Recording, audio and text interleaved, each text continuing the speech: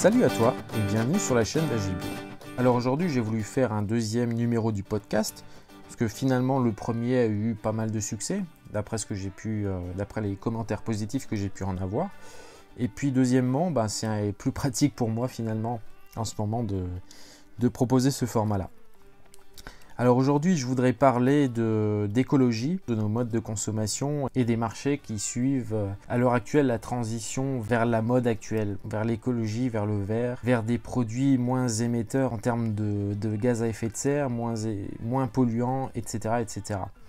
Alors je voudrais commencer par deux exemples pour faire un petit peu un constat du monde actuel qui est dominé par la publicité, par la consommation, la croissance, etc., etc. La durée de vie moyenne d'un smartphone, on sait que c'est à peu près de 2 ans. C'est à peu près pareil pour les ordinateurs portables, peut-être un petit peu plus aujourd'hui. Mais bon, il faut savoir que dans un cas ou dans l'autre, que ce soit dans le cas d'un smartphone ou dans le cas d'un ordinateur, c'est à peu près pareil, chacun nécessite plus de 40 minerais et terres rares.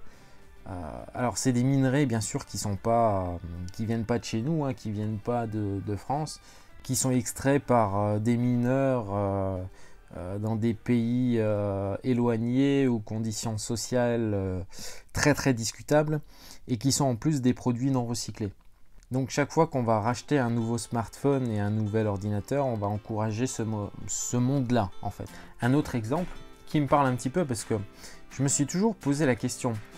Quand je vais faire mes courses dans un hypermarché, j'ai le choix entre acheter une bouteille d'eau et une bouteille de soda. Et je me dis, finalement, quand je prends la composition des deux, même si on est tout à fait d'accord que la consommation de soda est plutôt néfaste pour la santé par rapport à l'eau, est-ce que ça ne serait pas plus écologique finalement de prendre du soda que de l'eau, parce que quand on voit la composition des deux, on voit qu'il y a moins d'eau dans la bouteille de soda que dans la bouteille d'eau, tout simplement.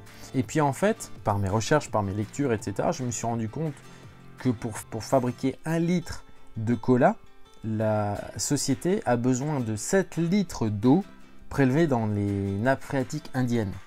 Donc finalement, 1 litre de cola, ça équivaut à 7 litres d'eau. Sachant d'autant plus que c'est de l'eau qui vient de très loin, dans un pays où justement on a un déficit et un manque d'accès à l'eau potable.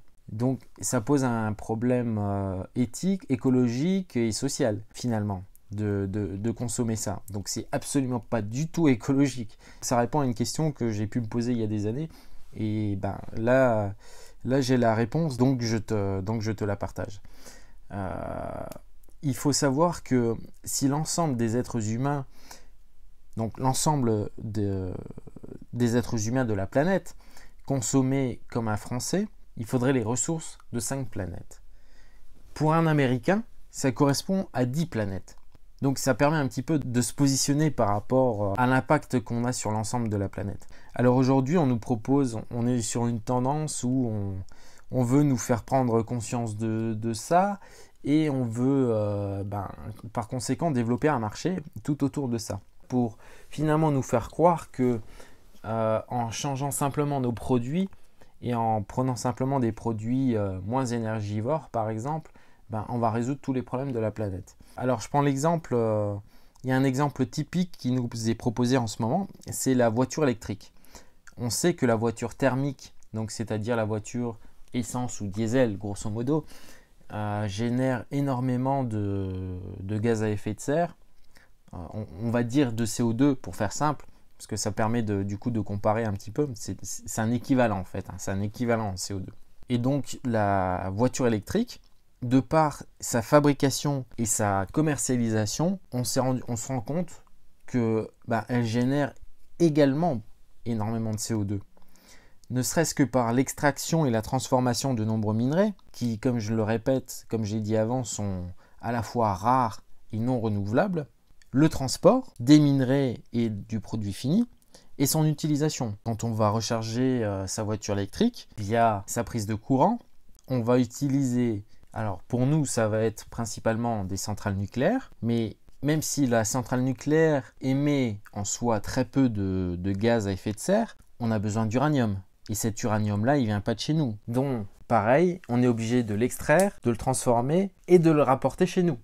Donc tout ça, ça va émettre du CO2. Mais c'est pas la seule façon de produire de l'électricité. Aujourd'hui, chez nous, ça se fait plus trop, mais ça se fait en Allemagne, ça se fait en Pologne, par exemple. On utilise encore beaucoup de centrales à charbon.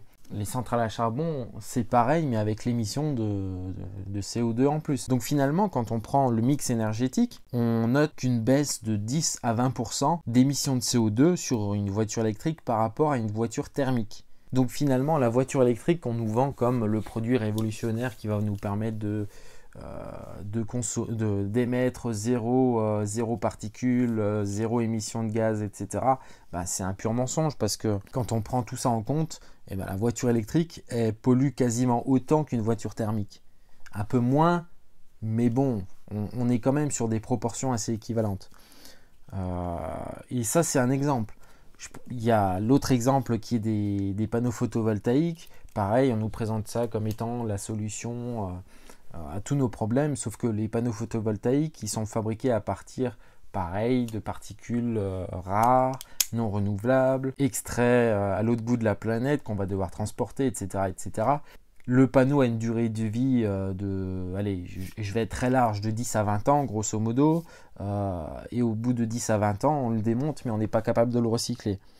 Donc, pareil, ça génère des déchets, etc. etc. On retrouve encore ce phénomène sur les ampoules LED. On retrouve ce phénomène sur le gros électroménager et puis finalement tous nos appareils électroniques, où chaque fois, on veut nous inciter à changer tout notre équipement pour avoir des produits qui sont moins énergivores, sauf que changer tous nos produits, c'est fortement émetteur de CO2. Donc en vérité, en faisant comme ça, on ne change rien. On ne change rien au système de consommation basé sur la publicité, le crédit, l'obsolescence et incitatif et créateur de nouveaux besoins qui sont générateurs, eux, de toujours plus d'impact écologique. Donc on amène le consommateur à continuer à consommer autant, voire davantage, parce qu'il est quelque part il est déculpabilisé. On lui explique ou on lui fait croire que 10 ampoules LED au plafond c'est écolo, alors que sachant qu'elles ont une durée de vie très limitée, ces 10 ampoules on va nous dire que ça consomme rien, que ça permet de vivre mieux parce que on a un meilleur éclairage, etc., etc. Sauf que fabriquer 10 ampoules, ça a un impact écologique très important. Alors qu'on serait tout à fait capable de conserver nos vieilles ampoules à filament, tout en ayant un filament qui soit résistant à plusieurs dizaines d'années.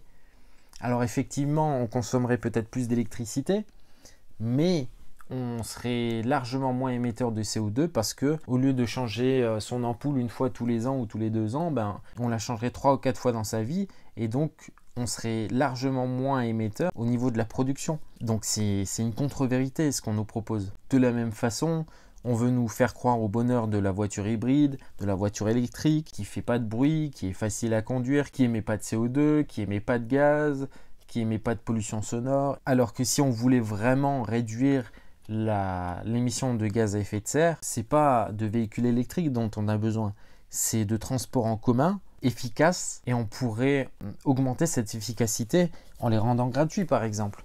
Ça c'est une solution. Donc finalement la réelle solution pour réduire notre impact sur la planète, c'est pas de changer tout notre équipement, c'est pas de suivre comme un mouton ce qu'on veut nous proposer à l'heure actuelle. Entre parenthèses, c'est bien de faire de la recherche, de vouloir toujours créer des nouvelles technologies qui soient meilleures, plus efficaces, qui répondent à des problèmes, mais la réelle solution, c'est de prendre en compte quels sont ses vrais besoins et ainsi de réduire ces besoins efficacement. Est-ce qu'on a besoin absolument d'avoir 10 ampoules au-dessus de la tête pour manger le soir alors qu'une nous suffirait peut-être? Est-ce qu'on a besoin d'avoir 3 ordinateurs à la maison alors qu'on pourrait se le partager? Est-ce qu'on a besoin d'avoir chacun un véhicule? Est-ce qu'on ne pourrait pas développer le covoiturage? Est-ce qu'on ne pourrait pas développer aussi une forme de partage avec ses voisins? Faire en sorte que continuent à vivre nos boulangers. Parce que avoir un four qui tourne pour faire chauffer 15 ou 20 baguettes, forcément ça sera moins émetteur que si tu fais toi-même un pain dans ton four. Alors c'est un exemple, mais si tu n'as pas de boulanger à proximité, au lieu de faire toi-même un pain ou une baguette, tu peux en faire tout de suite tout un lot et puis en proposer à tes voisins. qui eux-mêmes pourront te proposer en échange, je sais pas, des fruits, des légumes ou autre chose. On peut faire comme ça du partage. Est-ce que c'est une bonne chose d'avoir chacun une visseuse, une brouette, un compresseur, alors que on pourrait tout à fait se mettre dans un quartier ou dans un hameau ou dans un lotissement, enfin je sais pas, à plusieurs pour acheter un équipement et puis le prêter chaque fois à celui qui en a besoin. Je dis ça d'un point de vue écologique, mais même en dehors. Mais même pour aller plus loin, d'un point de vue économique, ça serait beaucoup plus intéressant. Acheter un compresseur ou acheter une bétonnière, économiquement, c'est toujours plus intéressant de diviser le prix par 10 que de payer chacun la sienne. Et puis ça permettrait de faire un gain de place aussi. Et comme on a besoin de moins de place, soit on a besoin soit d'un garage un petit peu moins grand, donc qui va également nous coûter moins cher, mais également si le garage est moins grand, ça peut peut-être nous permettre d'avoir plus d'espace pour faire des cultures, pour planter des arbres qui vont nous permettre de récolter gratuitement des fruits, que pareil on va pouvoir échanger avec ses voisins, mais en même temps qui vont capter un certain nombre de gaz polluants, mais en même temps qui vont être favorables pour la biodiversité, pour la vie des oiseaux, des insectes, d'un certain nombre d'animaux, mais qui en même temps va protéger le sol de la sécheresse, va permettre de capter de l'eau et un certain nombre de nutriments pour le partager avec les plantes qui sont autour, si jamais tu veux planter des légumes, et ainsi de suite. Donc finalement, la vraie solution face à l'enjeu climatique, c'est pas de changer tous nos équipements et c'est pas forcément de croire tout ce qu'on nous raconte, c'est un changement de mentalité qu'il faut changer. Et la solution numéro 1, donc je le répète, c'est prendre en compte quels sont ses réels besoins. Une fois qu'on sait quels sont ses réels besoins, qu'on les a marqués sur une feuille, à partir de là, on peut aller plus loin et être plus efficace. Est-ce qu'on a besoin d'avoir 200 t-shirts alors que 7 ou 8 suffirait largement? Est-ce qu'on a besoin d'avoir 10 paires de pompes? Voilà. Donc ça, après, on peut l'étendre. Cette réflexion-là, on peut l'étendre à une quantité phénoménale de domaines. Je pourrais encore en parler pendant 1 heure, je pourrais te donner encore des dizaines et des dizaines et des dizaines d'exemples, mais je pense que tu as compris le principe et que si tu y adhères, si tu es en accord avec ça, tu trouveras toi-même dans ta vie où tu peux faire des économies. Allez, je te laisse sur ça, je te laisse réfléchir. J'espère que cette vidéo t'aura plu et qu'elle aura apporté au moins quelque chose. Et si ça t'a plu, tu peux mettre un petit pouce bleu. C'est toujours sympa, ça permet de m'encourager, ça me permet de continuer à faire ça aussi parce que si en mettant ce petit pouce bleu, tu contribues à faire développer la chaîne, mon business va se développer et je vais pouvoir continuer à faire ça. Alors que si demain, j'ai plus les ressources financières, on va dire, pour continuer à faire ce que je fais là, je vais être obligé d'arrêter. Je vais être obligé d'arrêter et je le ferai peut-être moins souvent ou pas du tout. Donc c'est très important. Et puis en même temps, tu peux t'abonner à la chaîne. C'est gratuit, ça le restera. Je te dis merci et puis je te dis à la prochaine. Allez, ciao.